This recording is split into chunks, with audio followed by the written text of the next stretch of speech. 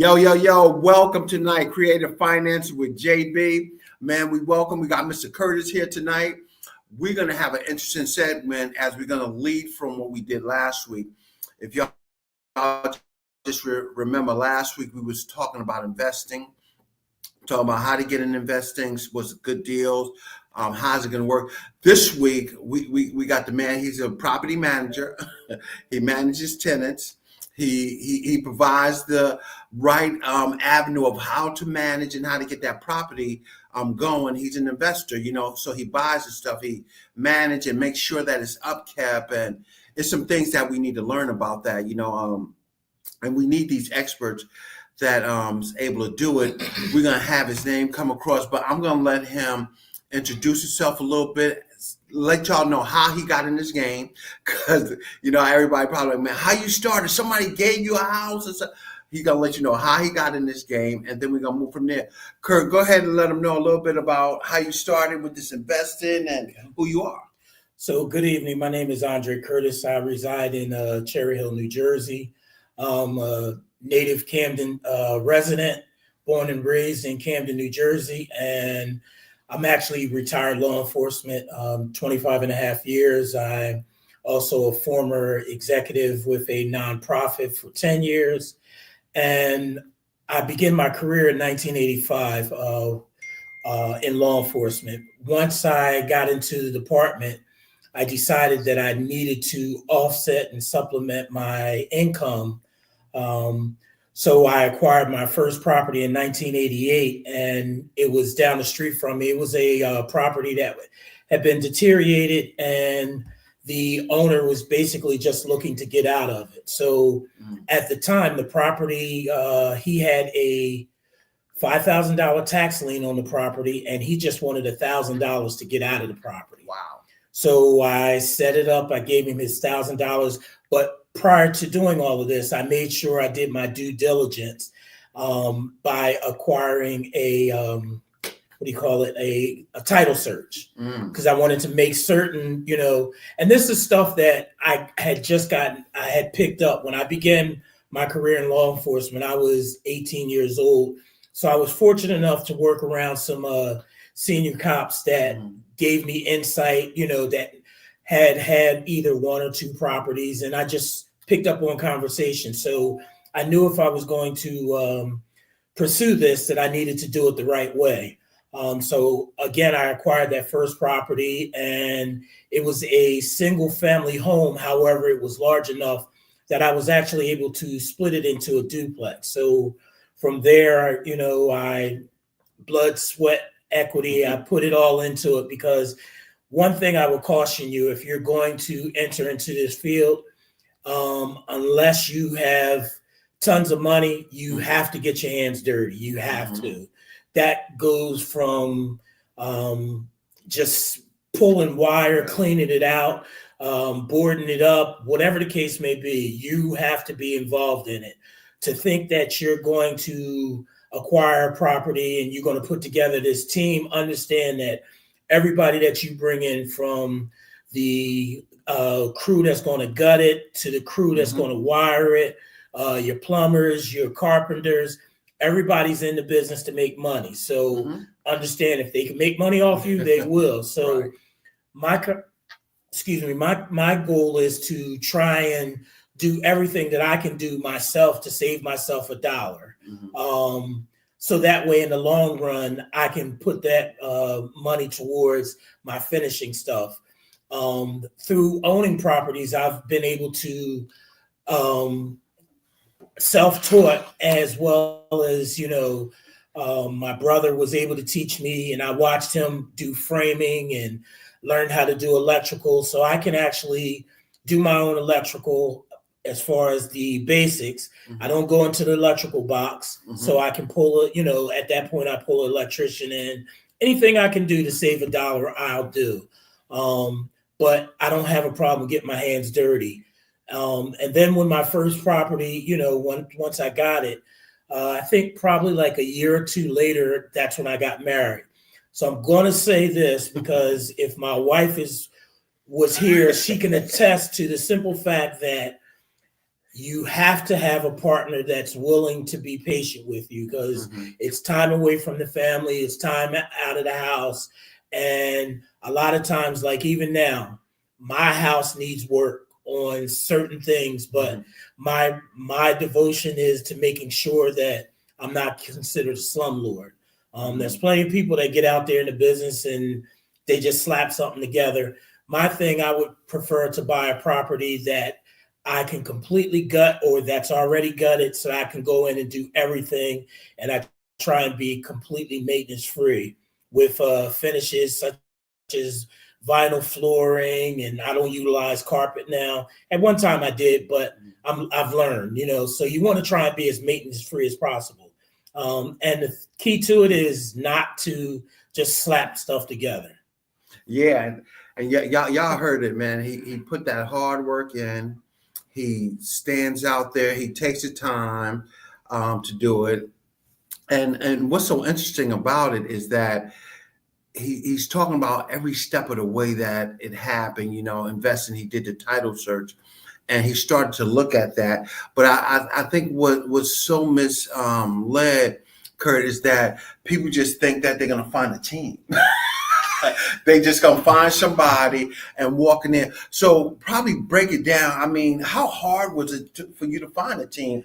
That electrician, that plumber, that person doing that hard work and stuff like that. It's very difficult because, like I said, on the onset, everybody's in the business to feed their family. So if they can come at you and they can, squeeze you for everything you got, unless they have, a vested interest in that particular property, then understand that they're in there to make money. And I get it. I mean, I'm there to make money, but if I can avoid you making the money off of me, then that's what I'm going to do, because it enables me to be able to put it into my properties. And, that's the key. You do not want to have to get those phone calls at 2 a.m. that a pipe bursts or whatever the case may be. Right now, the 3 properties that we own, for the most part, they are maintenance free. Like I said, you have to go in. You want to try and use things like solid core doors, and it's just an array of things. And then once you have the properties and you go through it, you have to have a soundproof, not completely soundproof, because anything is able to fail, but you want to have a pretty tight lease, as far as your lease is concerned. And I don't just, make decisions like when I have a property that I'm turning over, or I'm getting ready to re-rent it out. I have a company that I utilize that runs my credit checks on individuals. They have to pay for it because, that's the nature of the business. The company charges me, so I charge the tenant, prospective tenant, and I charge them exactly what the company charges me. So there are guidelines that the company uses. However, I have the option of electing to, like, say, for instance, the company came back on one particular tenant, prospective tenant, and they said that tenant didn't, their background wasn't strong enough to rent, my property for the amount. Well, the tenant had a promise of employment that was very promising. So what I did, even though the company recommended that I not rent to that tenant, what I explained to the tenant is, based upon X, Y, and Z, here's your denial letter, and it's from a company. It's not from Andre Curtis. So that way it keeps you out of hot water with, someone saying that you're biased or you're selective. Nope, I utilize a company. So you have to factor all these things in. But what I did with, and you can get creative, because at the end of the day, it's my property. So I can go against their recommendation. And what I chose to do is have that tenant post first month's rent, last month's rent, and a month and a half security deposit, at which point I agreed to rent to them if they met those terms. That way, in the event that something happened, I have enough money in escrow that I can float the rent, because in my leases, I also have it set up. After the 5th day, you're late. After the 7th day, I can actually, if there's been no true communication and I think that you're, wishy-washy, I can file for an eviction on the 7th day. I do not wait. Wow. The other thing I do, I set up, I have a company that comes in for exterminating all 3 of my properties. They come quarterly. January 2nd is my next time that myself and my exterminator go out to the properties, at which time I do my inspections. So I do that. I change my filters myself and I inspect the property while they're exterminating. So there's a bunch of things that you can do to safeguard yourself. And that way you're not, looking upon, because my lease actually says I can do an inspection every month, but nobody wants to, feel like they're being policed, Right. and I want to give my tenants respect. And if you do your proper screening, you'll realize that you have some good tenants and it's not necessary. And that's perfect, man. That y'all hearing that he's building his team. He has the people in place that monitors when they doing fill out applications for the credit.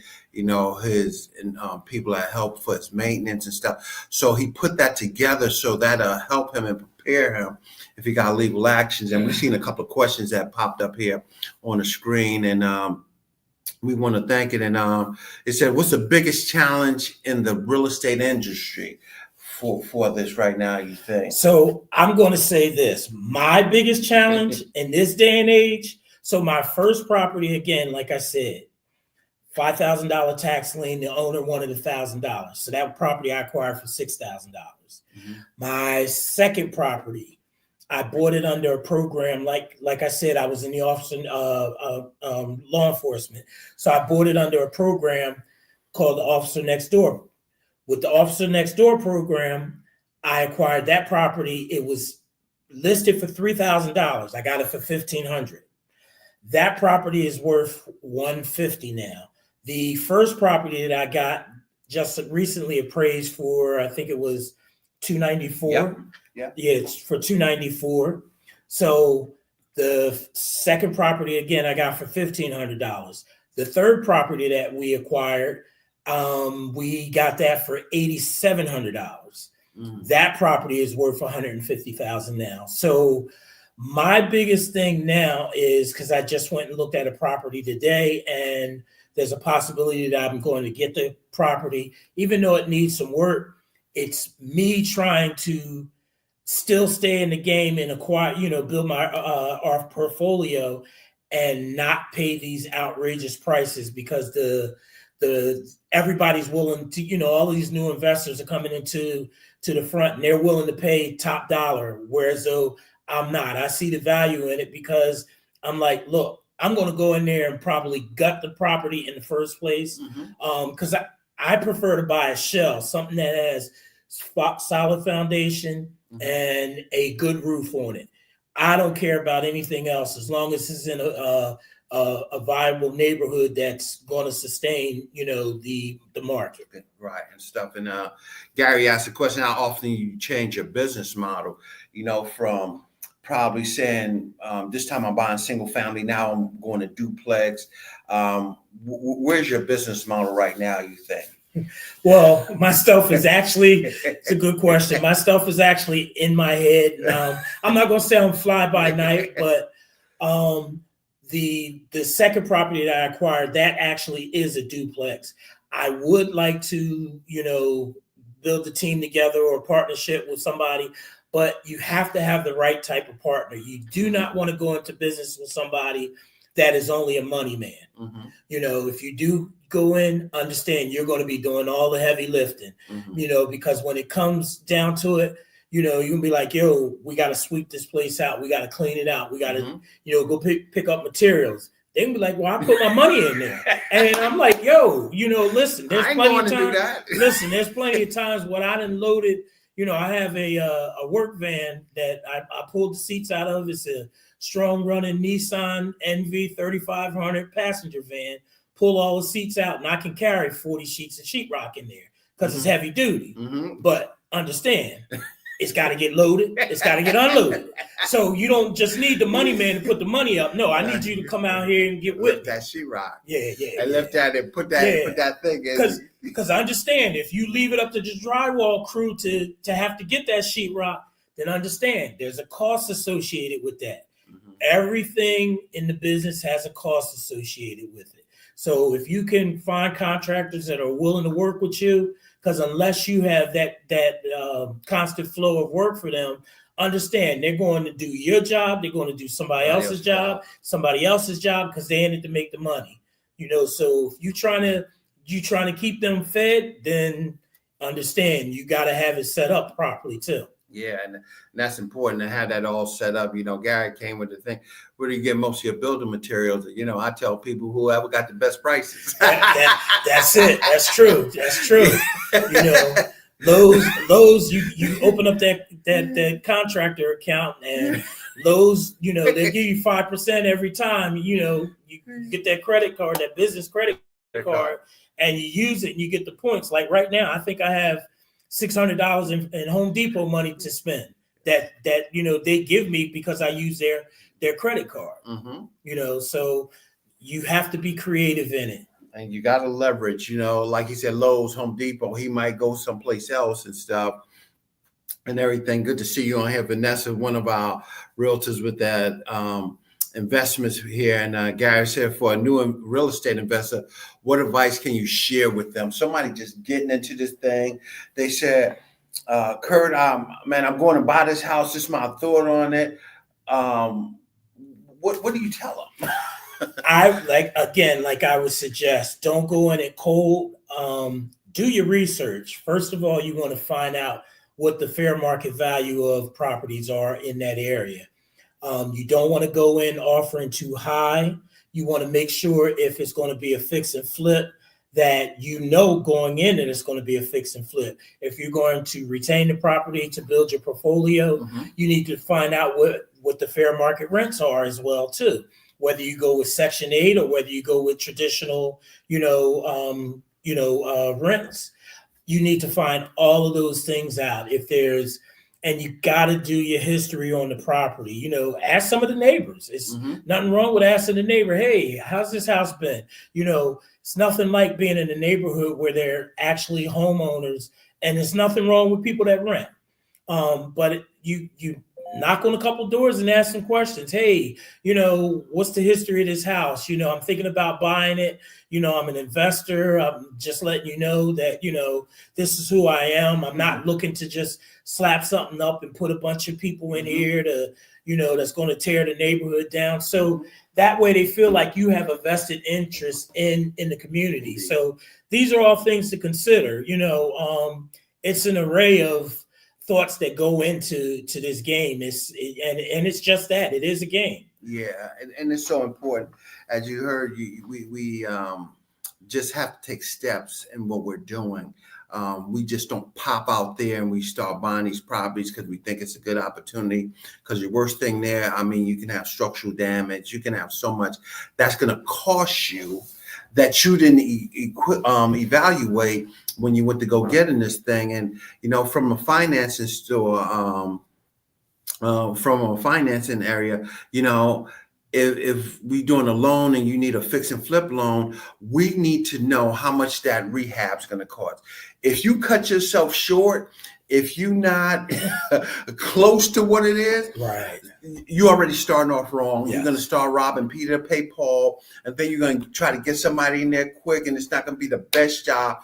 And guess what? You're going to have something break, and then you're going to need that first month rent. Oh, I forgot to say, you got a mortgage. Oh, yeah. Yep. So you're going to have to pull something. And so you're robbing Peter to pay Paul to get it going. And it don't always work out that way. And it's a struggle. Ike, how you doing tonight? I see you said you had missed it, but how do you go about finding prospective properties?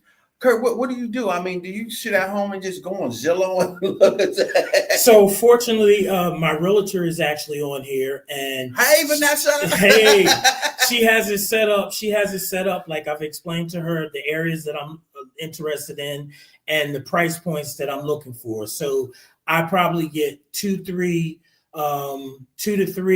different emails from her during the course of a day. And I just go through there and I look, and if something looks like it may be in an area that I'd be interested in going in, because I don't want, there's certain places that I'm at this point, I'm not going to go in, because once I acquire a property, I need to be able to know that my materials are going to be safe in there, and I don't have to look over my shoulder, parking my van there, or whatever the case may be. And you have to also realize that there's certain places that some contractors just won't go to. Absolutely. You know, so you have to factor all of that in. And, you know, I have not purchased anything probably since I think the last property that we purchased was in 2015, and that was a property over in Philadelphia. And you know, that was the property that we got for like $8,700, and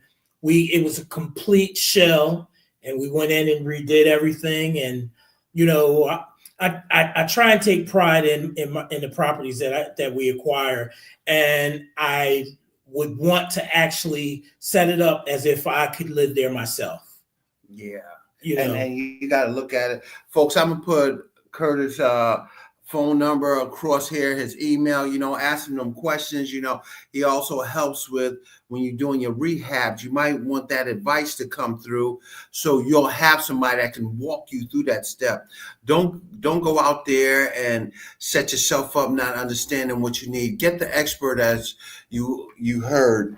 Also, you know, Gary talked about last week, you know, going out there with those contractors and make sure that they pricing that stuff right, that they're going and giving you a fair price so you can see what they need to, what they're saying to do on there. And that is key in this investment game. And another, Gary, as you hear him, he's asked the question, I'm selling a shell which needs total rehab, which has been sitting since 2010. What mechanical or building issues can be expected by the investor? I mean, this house has been sitting, you know, it's been in winter, it's been in summer, heat, you know, the water's probably not on, electric's not. I mean, Kurt, what do you think we're looking at in that area right there? So for me, if I'm looking into a property such as that, first thing I want to do is go down to the basement. I want to go in the basement. I want to look at the structural integrity. I'm not an engineer. However, it's common sense. If you see cracked walls and you know, things such as that, you already know that there's structural issues with the house. You look outside, you know, make sure you go around the house. If you see a wall bowed, just simple common things, understand that there's some structural damage that you have to deal with. Then when you go to the very top floor of the property, if you see the sky looking back at you, you know that there's an issue with the roof, you know, which penetration from rain and water, you know, weather conditions is going to further deteriorate, you know, your floor joists, your floors, and all of those things, which can lend to additional money. So you have to factor all of those things. You know, you don't have, it's not rocket scientists. If it doesn't look right, then it ain't right. Right. You know, that's one of the most common things in its simplicity form. I don't care realistically about the electric. Now, one thing I would like for you to know is you need to have some type of knowledge to be able to go down to your local building office to find out what the building codes are. So understand there's little tricks that you can utilize to be able to do some of the work yourself. In New Jersey, for instance, as the homeowner, if you intend on occupying it, or someone in your immediate family, I'll say it again, if you intend to occupy it or someone in your immediate family, then you can say that it's your property that you're going to live in, even if it's not. I'm just giving you a little hint, you know,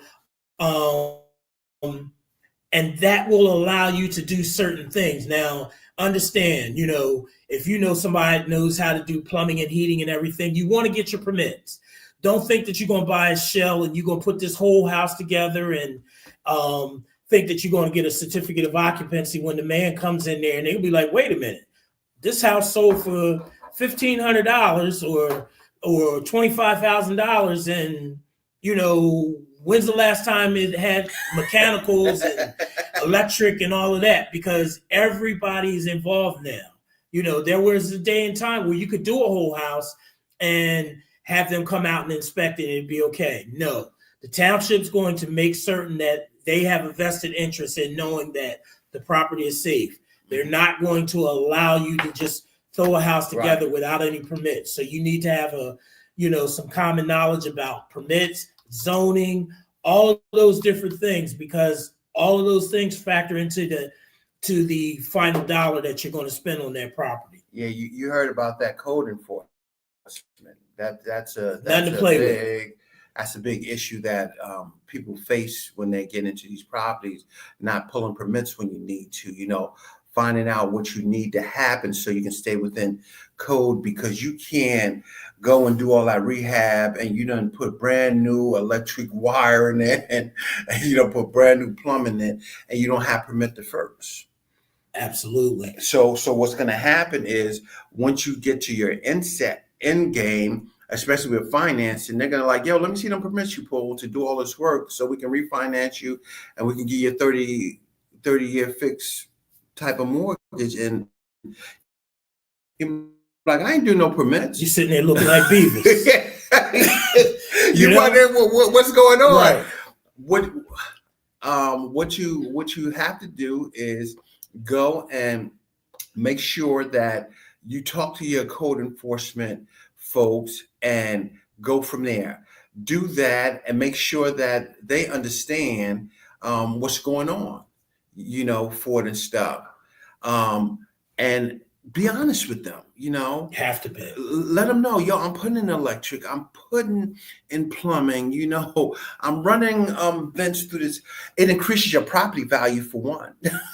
Two, and so when you're doing that and they know that, hey, this is a rehabbed house, you're gonna get a good value for it.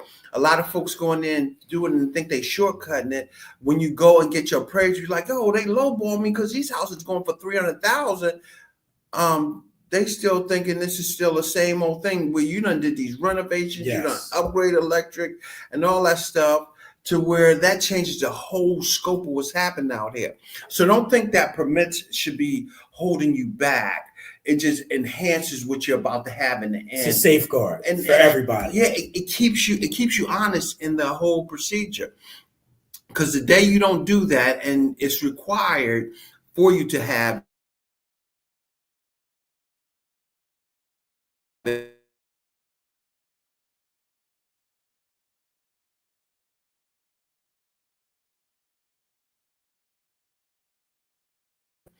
I don't know for it. So some of the other stuff that we might consider, and you heard Kurt talking about all the things we do for his tenants, how he keep that up. He has somebody come there for extermination and he checks his properties and stuff like that. Not that he wants to walk in there on them, but just you have to see what's going on. You have to be present to know that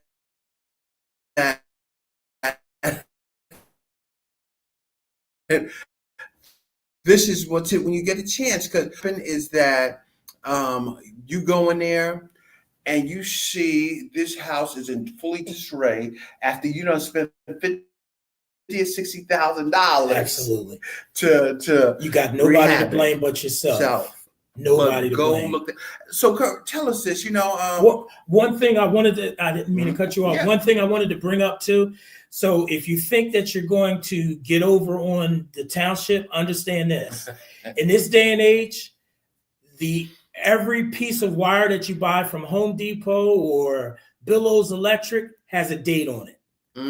Every piece of pipe that you buy from J. Lorber Plumbing or whatever the case may be, or Home Depot or Lowe's, they all have dates on it. So do not think that you're going to go in there with a property that was completely gutted or, because code enforcement, they go out and they see what properties are deteriorated within in the neighborhood, people in the neighborhood, they see when you're starting to work on these properties, they'll tell too if they don't see that yellow card in the window.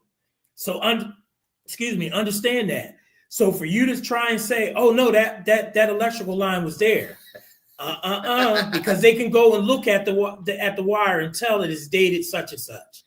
Everything has a date on it now. So even the drywall has a date on it, believe it or not. So these are things that you have to be cognizant of, especially with your major components. Everything has a date on it. Your heating system, all of those things. If you put in a new heating system, all that stuff. So important, because people said, "Oh, it's been there already," and stuff. No, it ain't been there. No. What's gonna happen? It's gonna be there. Oh yeah, and they're gonna make you tear it out, and they can give you a fine, and the fines can actually be imposed daily. They can actually be imposed daily. That's the last thing you need to do is end up in the county jail and be like, "Why are you here?" Well, because I done violated the code enforcement, because they can put them charges on you too. And if they choose to, and and them fines are ever increasing, these are things to be cognizant of. And things that we have to be so mindful of, and we want to do these things, but the question is that we have to be prepared for every aspect of the game. Yes. Where we're going to lose at, where we're going to win at, how can we save money, and how is it going to turn out for us? Ike was asking, where can I find some good properties? We just talking about code enforcement, right? Them people go around, they see those abandoned properties. They see the opportunity for them to go and say, hey, this thing been sitting for a long time. Go talk to them. Go try to reach out and say, hey, that would be a good thing that I can talk to somebody, have a contact for that. I came up, what is one mistake you guys made early in the game that would make sure you never make it again? I know it's just renting to anybody. Renting to anybody. When you're starting out, and if, fortunately, when I started out, like with my first property, I didn't have a mortgage. But as I was rehabbing it out of pocket, but then that got expensive and I had to acquire a mortgage. And like JB said, once you get that mortgage, if you're not able to front that along with your own personal bills and expenses and everything, you're going to be under the gun to try and rent it out, and you may get the wrong person in there. I dealt with baby kids. Plain and simple. I dealt with baby kids. And one of the other things, like for my duplex, another thing I would caution you, if you get a duplex, at least in New Jersey, make sure that you got separate water. In some places, the landlord or the property owner are required to pay the water bill. As long as you have separate water for a duplex in New Jersey, at least the last time I checked, you can actually go ahead and allow them to pay their own water. Last thing you need to be doing, because like I said, I had baby kids there, and what they were doing, they had a pool that they put up in the summertime, and every time you turned around, they were jumping on the sidewall of the pool and spilling all the water out. And they spill the water out, they would move the pool and they would fill it back up. My water bill was astronomical. So if you're dealing with a duplex, at least a duplex, I would definitely make certain. Now, when you get into a quadplex and all of those, larger units, understand that the water bill is a part of the monthly rent that you're going to be receiving, and the property owner is probably going to have to be responsible for that. Yeah. But that was one thing. And like I said, just not having a plan. So fortunately, I've had the ability, like my personal house, I actually was able to do my plans myself. I designed my house myself. For the first property that I acquired, I did my plans on the computer myself, self-taught. At the time, all you need, because I was the property owner, all I need to do is have a common working knowledge of it. I don't know if that actually flies now, but I think actually to some degree it does in certain jurisdictions, as far as a property owner, if you're going to be living there. So. Yeah, we laugh. Baby kids. Listen, that's what it was. And something else I would caution you to do too. When you're doing your screening for a prospective tenant, something that I do, this is what I do, and this is just me, and I've learned because I got burnt. I had a tenant that had bed bugs, and it spread throughout the duplex because she went upstairs and infested the property upstairs. So I ended up losing that property for probably 2 to 3 months. Her property, I went in and pretty much cleared it out completely, renovated it completely, new drywall and things of that nature. To safeguard that, what I do now, when I have a prospective tenant, if they're wherever they're coming from, now they can fudge it because they can get somebody to do it, but I have them present to me documentation from where they're moving from saying that they do not have bed bugs. There's little things that you can do to help yourself. And I also, like I said, my properties are done quarterly. So nobody can say that I'm fabricating anything. I had a tenant that tried to say that the property had mold.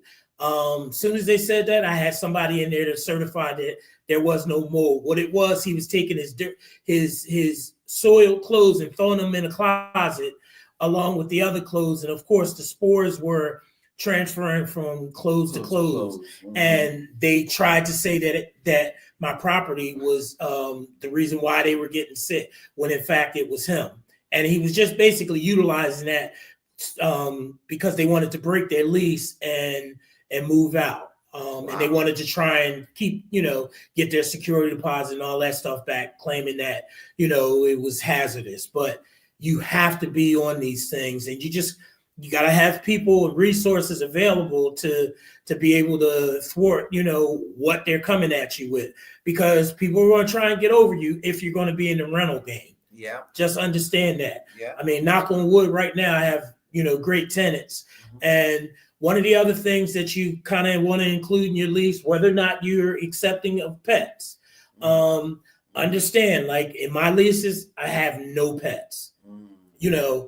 I'll bend for a cat, but not a dog. And even cats are kind of funny, because if a cat wants to mark its territory and they start spraying on, your hardwood floors or your flooring, that's a tough thing to get out too. And my wife says that she feels like that's kind of cruel, but understand this. It's not, because when I got to go in and tear out all those floors and all of that stuff, it's costing me money. So that's money that we can't use to go on vacation or to do this or do that. So, there's an array of things that you have to think of, whether or not you're going to be that type of property owner to allow pets or not allow pets. And it has to be in the lease. And not only do you want to put it in the lease, you want to verbalize that with your prospective tenants as well too. So y'all got some valuable information right there.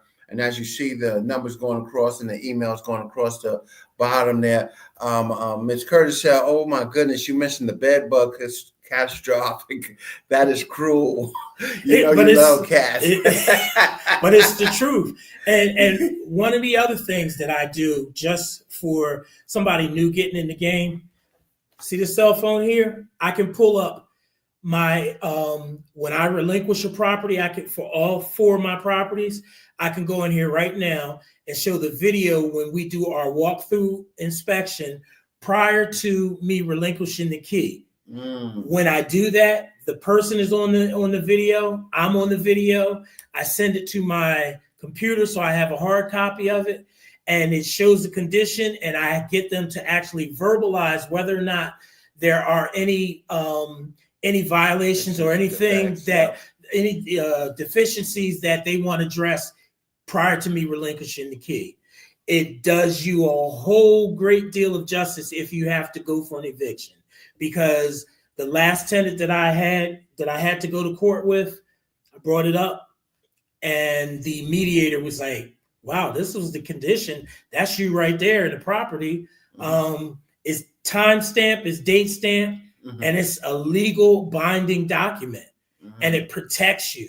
Even when you go to do your walkthrough inspections quarterly or however you do it, I'm not videoing to, video any of their personal things or anything like that, just the overall condition in the common areas. So these are all things that if you see that that the tenant is starting to go to the left with the cleanliness of the property, start documenting it. Yeah. And that's so important. Before and after, as Vanessa said there, before and after walkthroughs. And I had a question here. After securing the property, what would be the ideal amount of dollars going into the rehab typically? That's a loaded question. It absolutely is. So like I explained to you, I prefer solid surface countertops. I prefer vinyl flooring as opposed to any type of carpeting. I prefer iron railings as opposed to wood. That way it's durable if you need to brush it up with with some paint, things of that nature. So that, like JB said, that is a loaded question. It's what your level of comfortability is. And then you also want to make sure that your place is modern. You know what I'm saying? You want to modernize it so a person feels like, even though they're not a part of home ownership, but they buy into and they see that you're doing, you're not just throwing the property together. So they have a vested interest to keep your property maintained properly. Yeah, and we had a question here that was asked, and the lady was talking about buying property overseas. Everybody's talking about going overseas and buying property, get the best deals and stuff like that. And we talked about that. That can be a little challenge there for it and stuff, because you have to go through OFAC for one with the financing, not unless you're taking cash, and you still have to go through those parameters of having that OFAC, so you have the credentials to buy that stuff over there, to send money and to get it back, because we have money laundering laws and stuff like that. So those type of events it can be challenging if you haven't set up to establish an area where you're going to buy it and do some research on it, as we talked about it. They might be $10,000 over there and those other countries and stuff, but you have to look at the work you might have to do to it to stabilize it where you at. They got code enforcement too. I mean, they're not exempt. Yeah. They want that same level of comfortability as well, and keep it going. But I want to say, man, Curtis, numbers running around. If y'all need consulting or something like that, reach out to him. Set up to where y'all can have that conversation.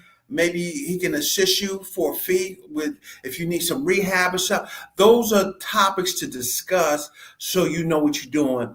As I told you, I'm always basing this on experts in that environment that knows how to manage these fix and flips, rentals and stuff like that, because you're going to need that stepping out here, and you don't want to just go out there by yourself. Does it cost? It costs you money, but it saves you money in the long run. Absolutely. Because what you're going to spend $10,000 or $15,000 here might be spending a whole lot money on lawsuits. Absolutely. For that you're going to have to pay, and you're going to lose. And what happened if they lien your property now? That's money that you're going to spend as well to get that thing out of that situation, because you've got a lien on it. Even if you want to pull money out, you can't pull no money out till you pay that lien. Absolutely. So you got to keep those things in mind in this investment game, and having viable tenants to go in those properties. You want to be a landlord, and Curtis will tell you that property can't be empty, regardless how bad it is or what they done. Right. You have to go in there. You got to fix it, because guess what? You got to keep that money flowing. Absolutely. And stuff. And let me know, Kurt, what's the turn time? I mean, I'm your tenant. I'm moving out tomorrow, and my rent's paid up to date. How long before you turn it over to where you might have to freshen up the paint or something? Do it take you to do that? So one of the other things, if it's just they decide that they no longer want to rent my property within the parameters of the lease, they're required to give me 3 months notice. I'm required to give them 3 months notice. Wow. So we already know that, I'm not renewing the lease. Mm-hmm. Okay. So at that point, yeah. I also have built into my lease, it takes anywhere from 30 to 45 days to receive your security deposit back in the event that you're even getting a security deposit back. So the reason why I do that, because as soon as the person moves out, especially in my 2 properties within Camden City, as soon as they move out, if they move out on the 31st, I already know that they're moving out. I go down and apply for a new certificate of occupancy prior to the 31st. So I'll get a date scheduled for probably like anywhere from like the 5th to the 14th of the month after they've moved out. Now, I won't do any work whatsoever on it. I won't go in and paint. I won't do anything. The condition that they left it in is how the code enforcement inspector is going to come in. So if whatever they flag me for is what I transfer to the tenant, because understand, prior to the tenant moving in there, I had a valid certificate of occupancy that said it was free and clear of any violations. So if they come in right after the tenant moves out and they give me all of these different violations, you know who takes care of those violations? The tenant does out of their security deposit. And I have something from a unbiased public official that says it's not Andre Curtis, that says that I need 20 new blinds throughout my property, because in Camden City and most jurisdictions, you're required to have some type of window covering. Wow. So yourself as the property owner, there's a cost associated with that. So granted, it may only cost $15 to replace 10, each window shade. Understand, there's my time that's involved in that. So along with that $15 that you're paying for the material, you're also going to pay for my time or someone else's time to put them up. So these are the things that would cause their security deposit to be deducted. Okay. And like I said, I have the code official that has gone in there, and they give me a paper with all the violations. So understand, I then take that paper and I make a copy, and these are the following violations upon your exiting the property, because what I'll try and do is videotape when they relinquish the key. I'll do a walkthrough, so that way I also date stamp and everything. So I leave it just like that. If there's debris and trash left in there, I leave it that way. I'll videotape it, and I'll take the key, and the first thing I do is change my locks, because even though if they give you a key, they could have went out and made duplicate keys. Every time somebody moves out of my property, I change the locks. Quickset has now come up with something where you can actually rekey locks relatively pretty easy yourself. It's something standard, but you should know how to, if you're going to get in the game, you should know how to change a lock. Okay, so you don't have to put a locksmith out there. But if you have to, understand, you got to pay for it. Yeah. Okay, so if you can't do it yourself, there's a cost associated with somebody else doing it. So the more knowledgeable you become, and you're comfortable doing certain things, understand that's where your savings is. You know what I'm saying? So you have to keep all of these things in mind. And that's why the before, but necessarily before and the after, people come and they just say, oh man, I'm just going to let them out and I'm going to, no, go there, check those properties. Absolutely. That is money invested. Yes. That is money that you're going to lose in the long run. And you can't afford that when you're new into the game until you build a certain level of equity, until you build that certain level to where you can afford to say, it's $15, it's not much. But, people will say this, Kurt, oh, that's normal wear and tear, but it's a definition between normal wear and tear and damage. Absolutely. So you got to understand, if the blind is missing the thing, that's not wear and tear. Absolutely. Yeah. Yeah. They cut the slats. Don't ask me why the blinds, they go up and down. Why would you cut them to do a little peekaboo? Right. It makes no sense. That blind's damaged. I got to replace that now. Because like I said, when code enforcement comes in there to do their inspection, they're checking everything. And if they're damaged, they're going to tell me, oh, you got to replace that blind. That faucet's leaking. Now, leaky faucets, that's, another thing. Like I have, people that have done work for, they go on Craigslist and Marketplace and they buy flooring. Like I tell Johnny all the time, flooring, the one place, and I'm not giving a plug to anybody, but I go to a reputable establishment to buy the flooring. I don't buy it offline. And the reason why I don't do that, because if I'm running that vinyl flooring throughout the first floor, second floor, and I have to cover the steps, I need the bullnose that matches everything. Right. So you can't get a lot of these things when you go to some of the discount stores and where you get things, at a cheaper price. In the long run, you're going to find out it wasn't worth it. Certain things.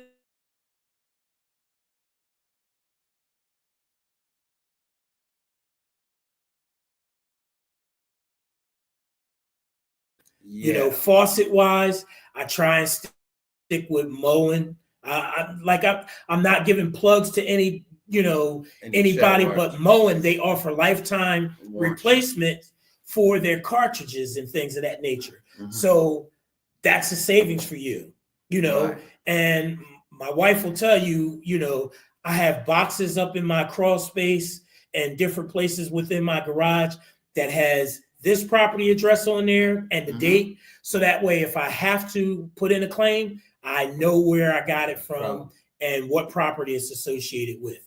I utilize neutral colors, and I have those, I go to Extra Step and I make sure that my paint colors are in the computer. So that way, if I need another gallon or 5 gallon, I go get it. I use the standard color for every property that I have.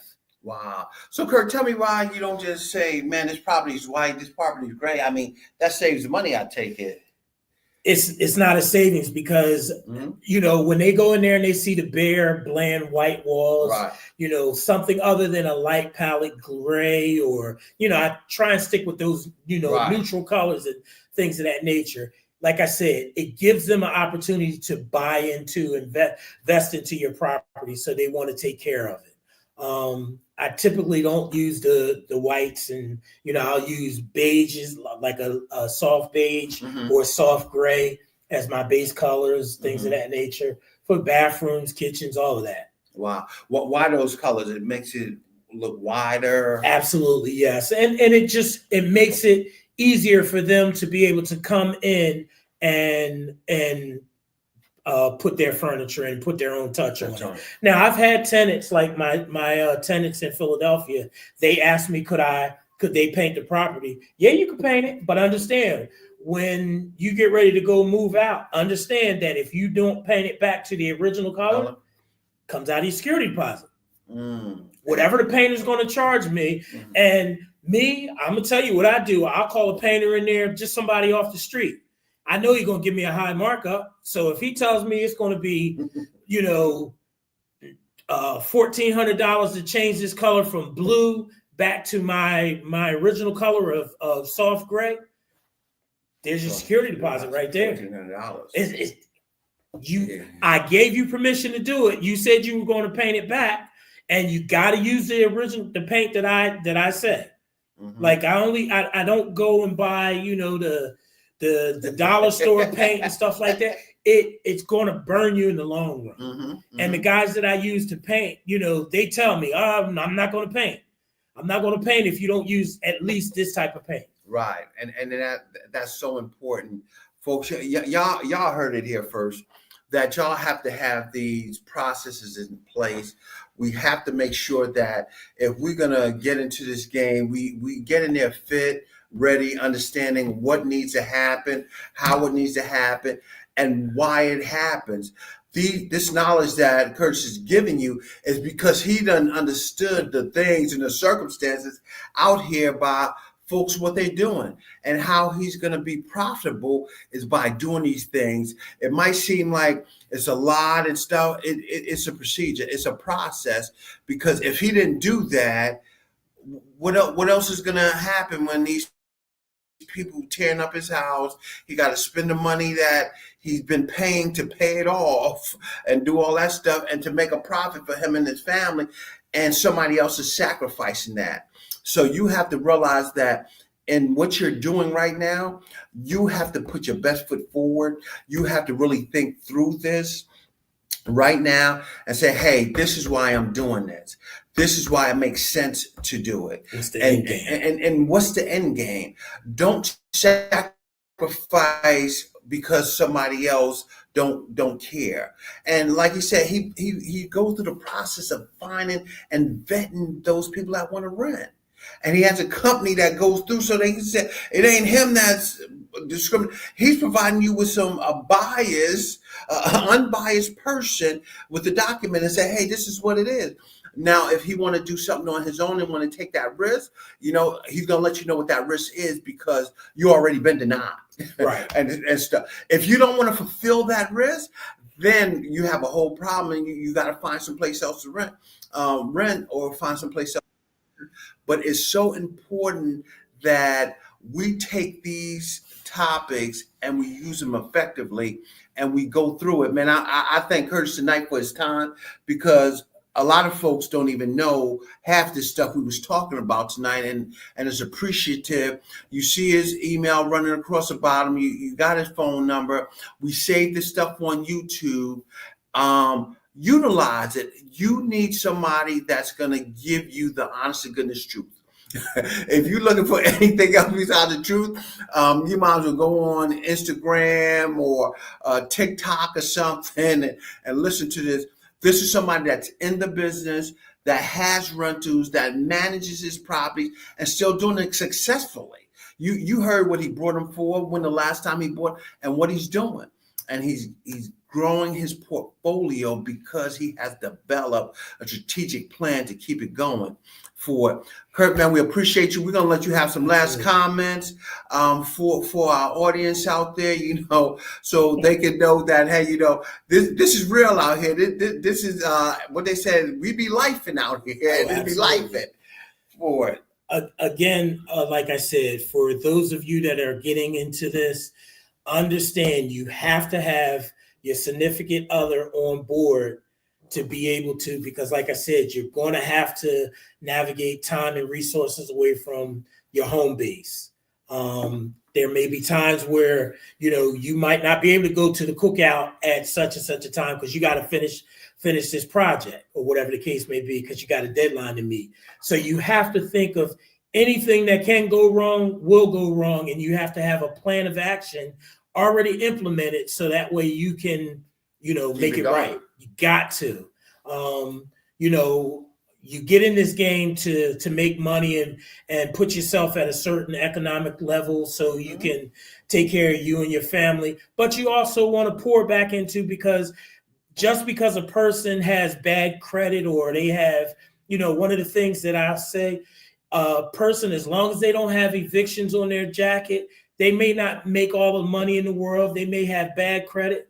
I got bad credit sometimes, depending upon, if I'm, what I'm saying? Depending upon who looking at it, they might say that mine is bad. But at the end of the day, understand that if you're in the business of retaining these properties for your portfolio, these are some of the safeguards that you have to be prepared to put in place. Yeah. Creative Financing with JB, man. Thank you for another episode on Tuesday. Yes, sir. Man, thank Kurt for coming out. Folks, we'll be here next week. Get yourself together, get prepared for that new year coming, for this investment, to understand what you need to do. And we're going to keep it going. Thank y'all so much for watching and attending, and we'll see you next week. Just remember, JB is your man for financing. Man, you got it. I'm here for you. All right. Thanks. All right.